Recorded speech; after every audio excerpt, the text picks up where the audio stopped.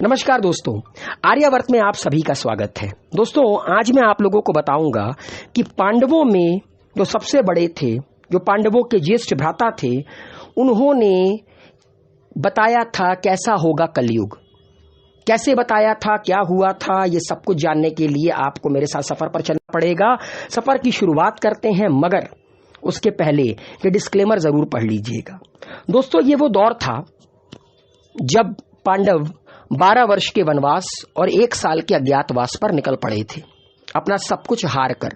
पांडव और द्रौपदी तो जंगल में जा रहे थे और उसी के ऊपर से शनिदेव आसमान में अपने वाहन पर बैठकर विचरण कर रहे थे। तो शनिदेव की नजर पड़ती है पांडवों के ऊपर और शनिदेव ने सोचा कि चलो मैं पता लगाता हूं कि इन 5 पांडवों में सबसे बुद्धिमान कौन है।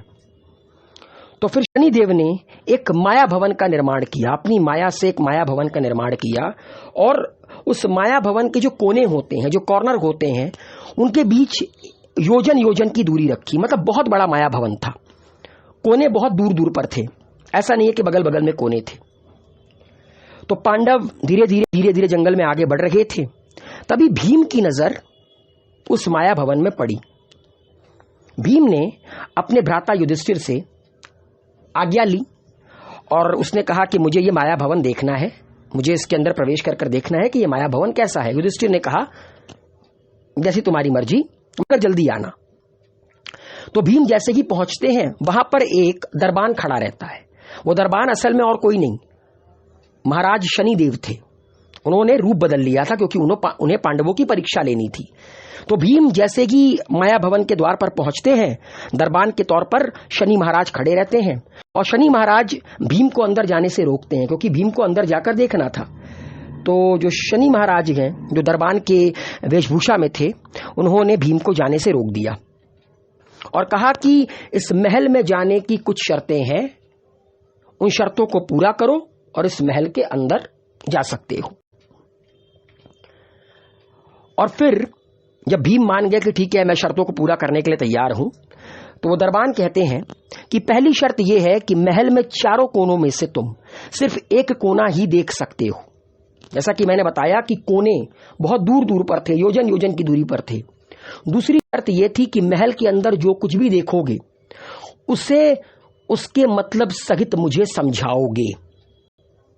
और तीसरा, अगर तुम नहीं बता पाए तो तुम्हें बंदी बना लिया जाएगा। तो ये 3 शर्तें दरबान ने भीम के सामने रख दी।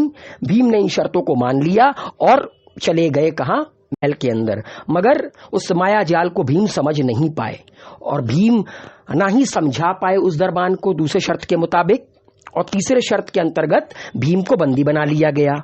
फिर अर्जुन आए, अर्जुन भी असफल रहे, अर्जुन को भी बंदी बना लिया गया। फिर नकुल आए और फिर सहदेव आए। चारों के चारों जो पांडव थे उनको उस माया भवन में बंदी बना लिया गया क्योंकि ये 4 के चारों पांडव शर्तों को पूरा नहीं कर पाए जो दरबान ने महल के अंदर प्रवेश करने से पहले इन चारों के समक्ष रखा था।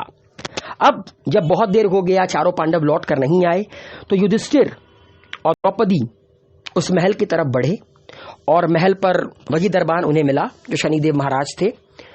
और युधिष्ठिर ने शनिदेव से कहा कि, मतलब जो दरबान थे उनसे कहा कि क्या आपने मेरे भाइयों को देखा है? तो शनि जो दरबान था उसने कहा कि महल में जाने के कुछ शर्तें थीं जिन्हें आपके भाई पूरा नहीं कर पाए, इसीलिए वो बंदी बना लिए गए हैं।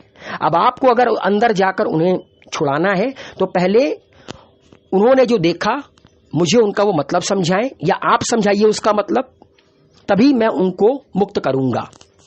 तो युधिष्ठिर सबसे पहले अंदर जाते हैं जहां भीम बंदी थे। भीम से पूछते हैं कि तुमने ऐसा क्या देखा जब तुम इस महल के अंदर प्रवेश किए, क्योंकि युधिष्ठिर ही उसको, उस दरबान को समझाना चाहते थे जो कि भीम नहीं समझा पाए थे शर्त के मुताबिक। तो भीम कहते हैं कि मैंने देखा कि वहां 3 कुएं हैं जिसमें एक कुआं बड़ा है और 2 छोटे हैं।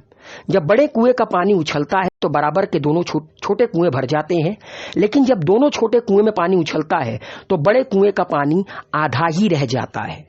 ये भीम ने देखा था जब वो महल के अंदर प्रवेश किए थे, मगर भीम इसको समझ नहीं पाए थे और भीम समझा नहीं पाए थे। तो युधिष्ठिर कहते हैं कि कलयुग में एक बाप दो बेटों का पेट भर देगा, लेकिन दो बेटे एक बाप का पेट नहीं भर पाएंगे।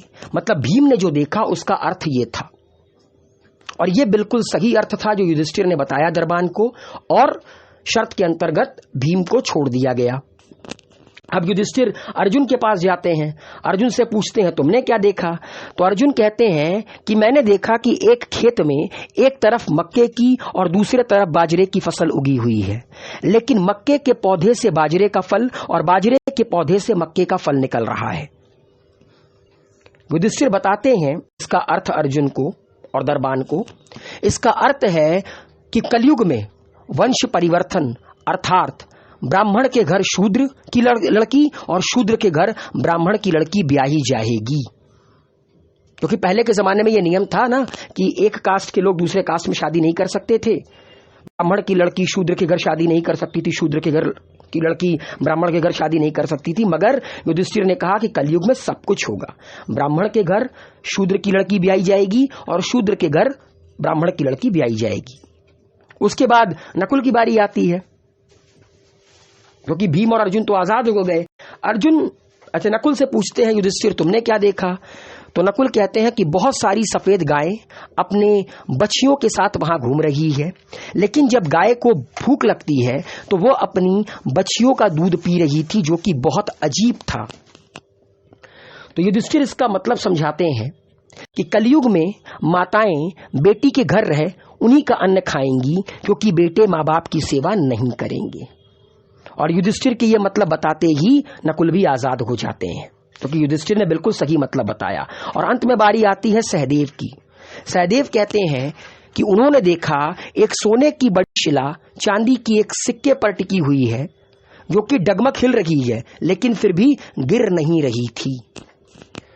तो युधिष्ठिर कहते हैं कि कलयुग में पाप धर्म को दबाता रहेगा, लेकिन फिर भी धर्म खत्म नहीं होगा। और ऐसा कहते ही सहदेव भी आजाद हो जाते हैं, चारों के चारों पांडव आजाद हो जाते हैं। और भगवान शनि ने जिस माया महल का निर्माण किया था ये पता लगाने के लिए कि इन पांचों पांडवों में सबसे अधिक बुद्धिमान कौन है, वो इन चारों प्रश्नों के जो चारों भाइयों ने देखा था, जिसको वो नहीं बता पाए थे और कैद हो गए थे, युधिष्ठिर ने जब सारी बातें बता दी सही, तब भगवान शनि खुश होते हैं, अपने वास्तविक रूप में आते हैं और कहते हैं कि ये मैं तुम लोगों की परीक्षा ले रहा था कि तुम पांचों पांडवों में श्रेष्ठ कौन है, मतलब बुद्धिमान कौन है। और मैं ये कहना चाहूंगा कि पांचों पांडवों में युधिष्ठिर सबसे अधिक बुद्धिमान है। और दोस्तों, इसी तरह युधिष्ठिर ने कलयुग में, आने वाले कलयुग में जो कि द्वापर युग के बाद आया, वो कैसा होगा उसके बारे में बताया इन चारों पहेलियों से। तो उम्मीद है दोस्तों आप लोगों को आज का सफर पसंद आया होगा। अपना प्यार दीजिए आर्यावर्त को, वीडियो को लाइक शेयर कमेंट करिए। हेल्दी रहिए, सेफ रहिए, मस्त रहिए। शुक्रिया, अलविदा, टेक केयर।